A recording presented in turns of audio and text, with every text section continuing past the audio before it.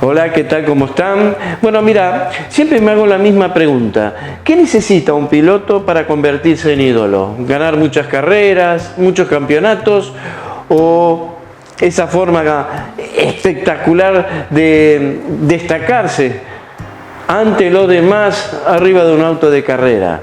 Bueno, hubo muchos pilotos que se transformaron en ídolos sin haber ganado un solo campeonato, tal el caso de Ronnie Peterson o Gilles Villeneuve. Hoy vamos a hablar del lado B del canadiense. ¿Me acompaña?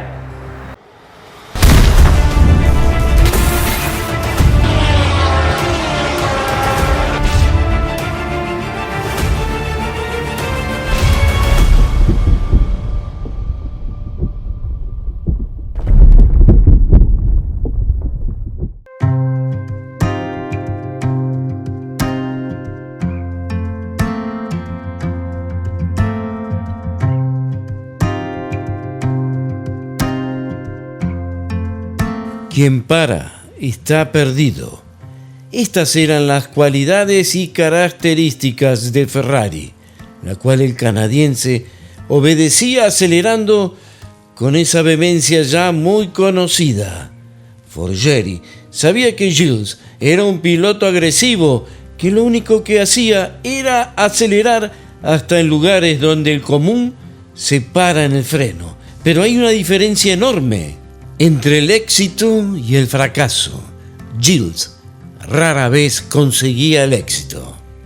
El ingeniero recordaba que en unas pruebas que estaban haciendo con el nuevo motor turbo, le había pedido a Gilles Villeneuve que llevara el auto algo relajado, pero eso no ocurrió.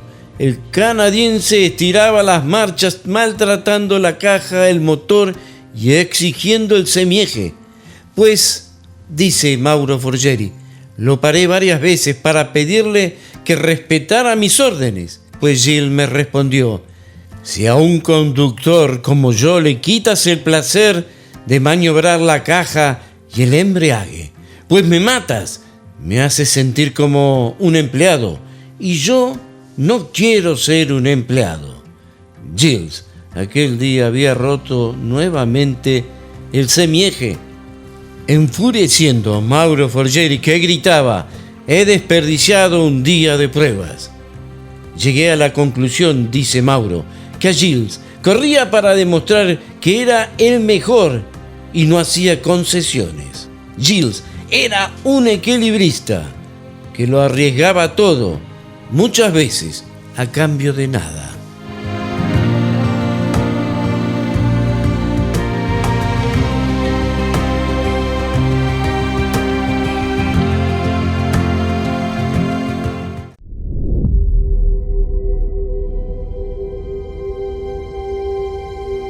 Brenda Bernard había sido la secretaria privada de Don Enzo entre los años 70 y 80. Se había transformado en la guardiana de los secretos de Don Enzo y fue ella una dama convertida en leyenda.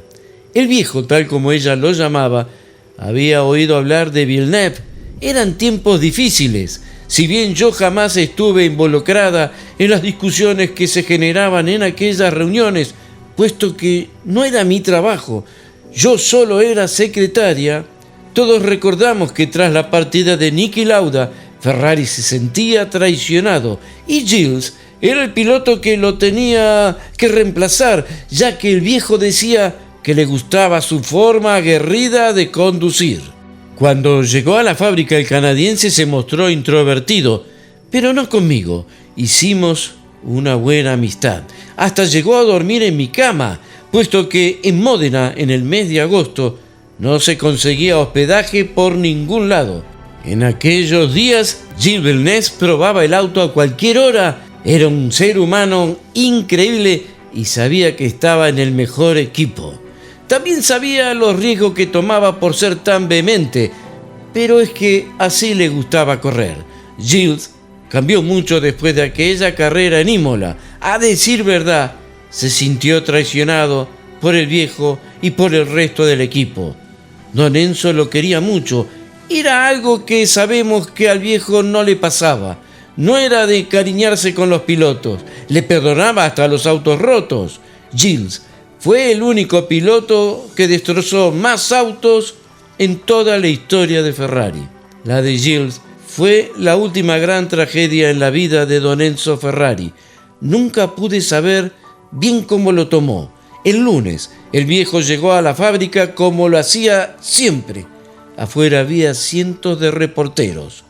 Los teléfonos no paraban de sonar. Yo sentí una gran pena, sobre todo porque dejaba a su mujer y sus niños. Aquella era una gran familia. Pero él siempre fue irrespetuoso, todo lo llevaba al límite. Y dada su popularidad, sumado a su carácter, todo terminó como ya sabemos. Marco Piccinini solía decirle: si logras calmar un poco, tan solo un poco, tu temperamento, serás campeón muy pronto.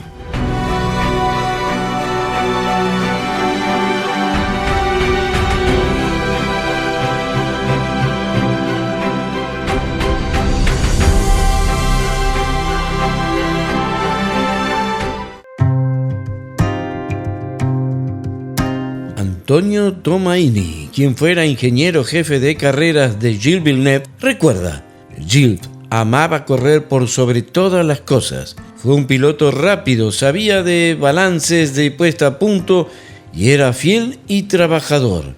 Con Didier Pironi se llevaban muy bien y solían hablar en francés en momentos que no querían que nosotros supiéramos de qué estaban hablando.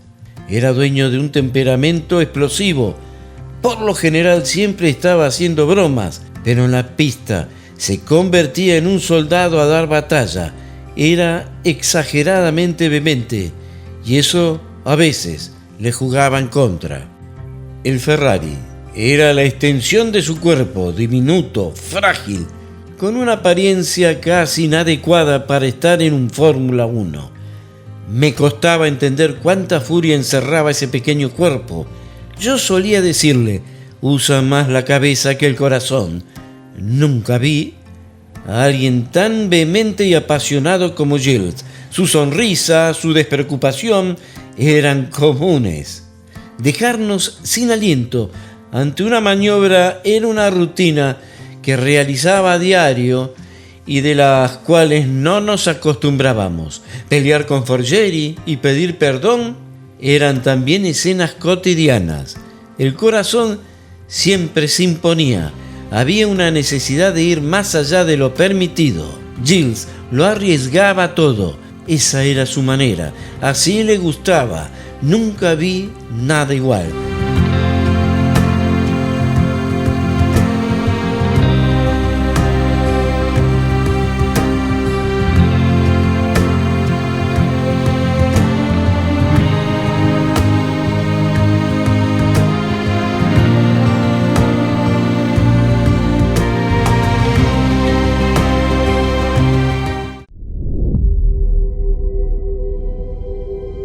Marco Piccinini eran los ojos y oídos de don Enzo Ferrari. El commendatore le había otorgado el cargo de director deportivo porque sabía que este discreto joven era muy inteligente. Piccinini conoció muy bien a Gilles. Era sin dudas el piloto más popular de su época. Tenía un carisma único. Se había ganado el reconocimiento del público por sus actuaciones memorables. Sin embargo, su popularidad no era tan grande. Muchos pilotos lo consideraban un peligro y puertas adentro de Ferrari, su actitud alocada y peligroso eran mal vistas. No todo el mundo estaba de acuerdo con su forma de pilotar. Yo mismo le dije: con ese estilo muy difícilmente saldrás campeón.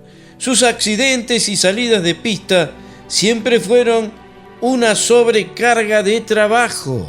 A Gilles le tuvimos que hacer autos nuevos, con todo lo que significaba en costos económicos. El canadiense era impulsivo dentro y fuera de la pista. Gilles era incorregible. Muchas veces pensé que el canadiense había sido un capricho de don Enzo. Nunca comprendí el motivo por el cual Ferrari seguía apoyando a Gilles. O era cariño o ya a su edad le convenía más que el canadiense hiciera de las suyas para salir en los periódicos.